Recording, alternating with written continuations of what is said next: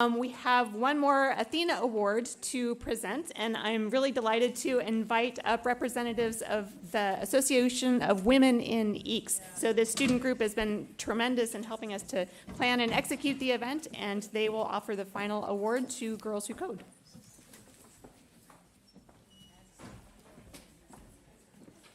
Hi, good afternoon. Kara and I are really honored to be presenting this Athena Award for Next Generation Engagement. As aspiring computer scientists ourselves, we're well aware of the challenges that young women face when pursuing a career in technology.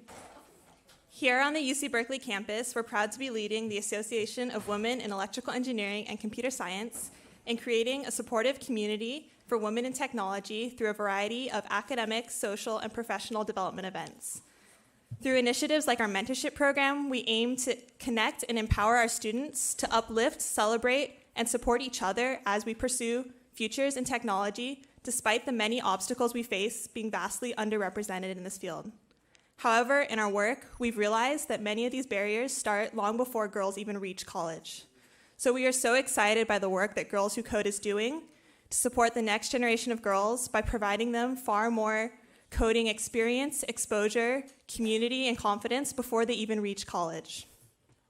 Girls Who Code is a nonprofit organization that aims to support and increase the number of women in computer science. The organization works to close the gender gap and to change the image of what a programmer looks like. By providing learning opportunities and by creating a sisterhood of peers and role models, Girls Who Code is inspiring the next generation. In fact, by the end of this academic year, Girls Who Code will have reached over 185,000 girls from across the United States, Canada, and the United Kingdom.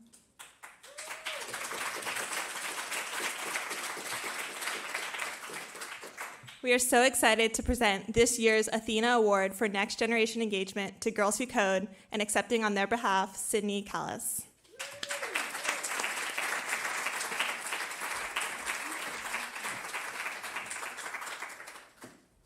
Thank you. What a lovely introduction. So first of all, thank you on behalf of everyone here to UC Berkeley and the College of Engineering for having Girls Who Code, and of course to the Women in Tech Initiative and the selection committee. It's a huge honor.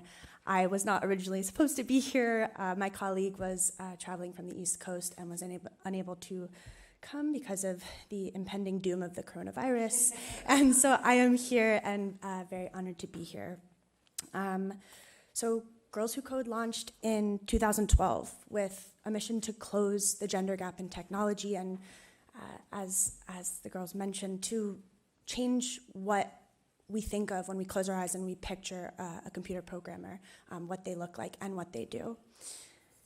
And we've grown exponentially since our launch, from 20 girls in New York City back in 2012 to, as they mentioned, over 185,000 girls this year across the country, and expanding not only to the UK and Canada, but also now to India. We've expanded our curriculum into multiple languages. And as we grow, diversity, equity, and inclusion are really at the center of our work. We're really proud that 50% of the girls we've served come from historically underrepresented communities. So this includes girls who are Black, Latinx, and from low-income households. Over the years, we've been quick to supply the demand for our programs with new initiatives, expanding from our flagship Summer Immersion Program, which was the only one we had when we launched in 2012, to offer 6th through 12th grade clubs, to democratize access nationally after school, to then 3rd through 5th grade clubs designed to bring girls to computer science at an even younger age. We have now published a 13-book series from Penguin as an invitation to girls everywhere to learn to code and change the world, earning the New York Times bestseller status. And we've debuted our first ever policy agenda, outlining recommendations to legislators to attract girls to and retain them in computer science. We've also released our first ever in-school resource, what we call our free Women in Tech lesson plans, which are designed to give girls role models that look like them in STEM, because we really hold true that you can't be what you can't see, and that visibility factor is so huge, and that retention piece. Last year, we reached 100 million people indirectly through our book series, our sisterhood campaign, our website, videos, and social media content. And our programs are growing because they work.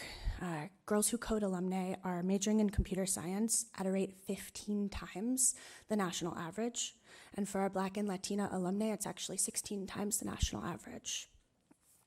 We believe it's hugely important to give girls gender-specific spaces to learn to code.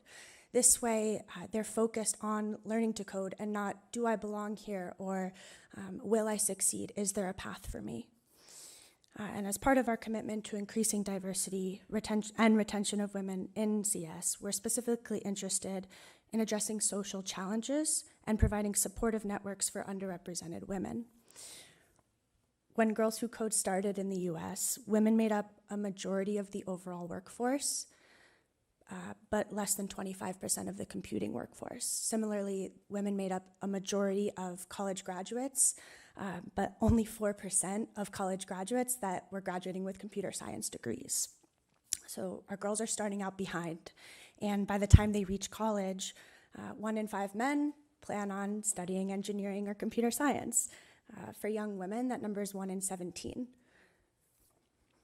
That's why Girls Who Code launched our Girls Who Code College Loops, which are university-level networks of alumni and young women on college campuses that have now expanded to include virtual mentoring, which pairs first and second year computer science college students with female technologists. And with all of those great programs and the work that we're doing at our current rate of growth, we expect to close the gender gap in entry-level tech jobs in the US by 2027, which is a big goal, but I think we're gonna do it. So thank you again to everybody in the room today. I feel really honored to be here, and thank you on behalf of Girls Who Code.